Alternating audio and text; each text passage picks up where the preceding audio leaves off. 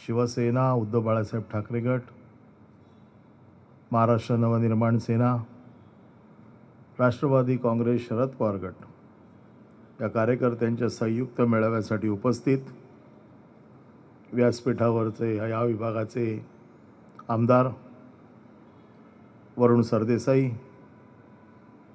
आमचे सर्वांचे मित्र महाराष्ट्र नवनिर्माण सेनेचे विभागाध्यक्ष सुनील हरसे, महिला आघाडीच्या या विभागाच्या विभाग प्रमुख रजनीताई मेस्त्री, व्यासपीठावर उपस्थित आमचे सर्व शिवसेना, मनसे, शरदचंद्र पवार गटाचे उमेदवार आणि येथे जमलेल्या सर्व बंधूंनो आणि भगिनींनो, निवडणूक फक्त 13 दिवसावर येऊन ठेपलेली आहे आणि अशा वेळेला मला जर विचाराल की निवडणुकीचा कालावधी जास्त असला पाहिजे की कमी असला पाहिजे, तर माझं मत नेहमी असंच आहे की निवडणुकीचा कालावधी जेवढा कमी तेवढी निवडणुकीची तयारी जास्त. त्याचं कारण असं आहे की निवडणुकीची तयारी करताना आता कोण उसंत घेणार नाही आणि एकदा शर्यतीत उतरलं की जर आरामासाठी कोण थांबलं तर शर्यत जिंकता येत नाही. आणि म्हणून आता आजपासून आपली ही शर्यत सुरू झाली आहे जिंकण्याची, ती आता 16 तारखेला विजयानंतरच थांबेल याच्या बाबतीत माझ्या मनात कुठलीही शंका नाही. वांद्रे पूर्व विधानसभा ही काय माझ्यासाठी नवीन नाही आहे, हे माझं घरचं मैदान आहे. 1990 पासून या विभागाच्या निवडणुका, त्याचं नेतृत्व या विधानसभेचं निवडणुकांचं नेतृत्व मी करतोय.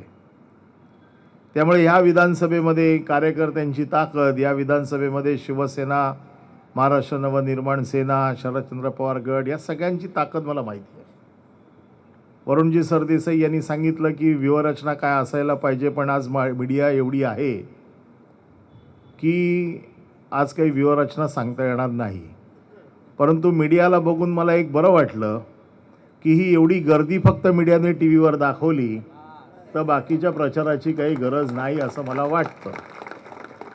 कारण ज्या पक्षाकडे एवढे कार्यकर्ते आहेत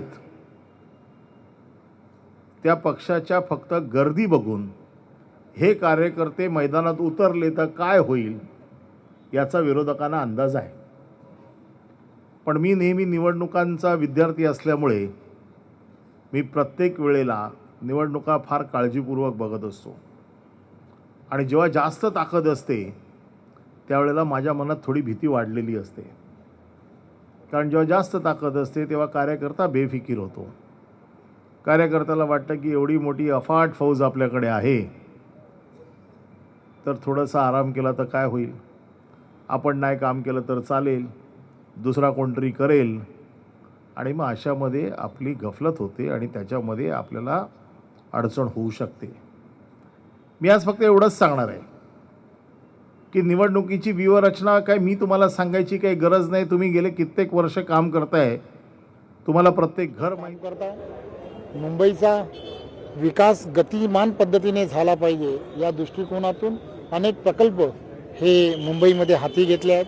कोस्टल रोड असेल, मेट्रो असतील, या सर्व प्रकल्पांना गतिमान पद्धतीने काम करून वाहतुकीची कोंडी जी आहे त्या मुंबई उपनगर असेल किंवा मुंबईमधल्या असणाऱ्या सर्व दाटीगाटीच्या वस्तींमधली ती दूर करण्याचा एक प्रयत्न हा युतीच्या सरकारच्या माध्यमातून होतो आहे.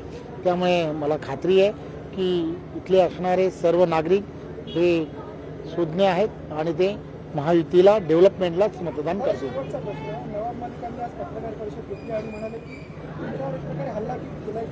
माझ्या नावाची बोंबाबोंब केली म्हणून, आणि दुसरं महत्त्वाचं विधान त्यांनी केलं की मुंबई महापालिकेचा महापौर हा त्यांच्या समर्थनाशिवाय करता येणार नाही. खरं तर मी त्यांनी काय वक्तव्य केलं हे मी ऐकलं नाही. ऐकलं आणि त्याबद्दल नंतर काय प्रतिक्रिया दिली पाहिजे ती मी नक्की देईन. चला समोर, चला चला पुढे जरा साहेब. वायर बघा. की मी बऱ्याच निवडणुका बघितल्या आहेत. निवडणुका ह्या वेगवेगळ्या स्तरावरती लढल्या जातात. निवडणुकांची गणितं ही वेगवेगळी असतात. निवडणुका एक राजकीय पक्ष म्हणून लढला जातो, राजकीय पक्षाचं धोरण म्हणून बघितलं जातं, राजकीय पक्षाचे विचार म्हणून बघितले जातात. ते राजकीय पक्षाचे विचार आपापले नेते लोकांच्या समोर मांडत असतात आणि त्यांची एक स्वतःची वोट बँक असते. हिंदुहृदय सम्राट शिवसेना प्रमुख बाळासाहेब ठाकरे यांची स्वतःची महाराष्ट्रात एक वोट बँक आहे आणि ही मतं याची मालकी ही काय आपल्याकडे नाही आहे, ही ती बाळासाहेबांनी आपल्याला दिलेली देण आहे. बाळासाहेबांच्या विचाराने प्रभावित होऊन, बाळासाहेबांचे विचार ऐकून, बाळासाहेबांनी ह्या महाराष्ट्रावरती केलेली जी काय कामगिरी आहे त्याची जाणीव ठेवून एक मोठ्या प्रमाणात लोक मतदान करत असतात. आणि मग बाळासाहेबांच्या नंतर उद्धवसाहेब असतील, राजसाहेब असतील यांनी केलेलं काम हा पक्षाचा विचार म्हणून एक मतदान होत असतं. परंतु केवळ तेवढ्या मतदानावरती आपलं समाधान होत नाही. आपल्याला निवडणूक जिंकायची आहे तर निवडणूक हे केवळ गणित आहे.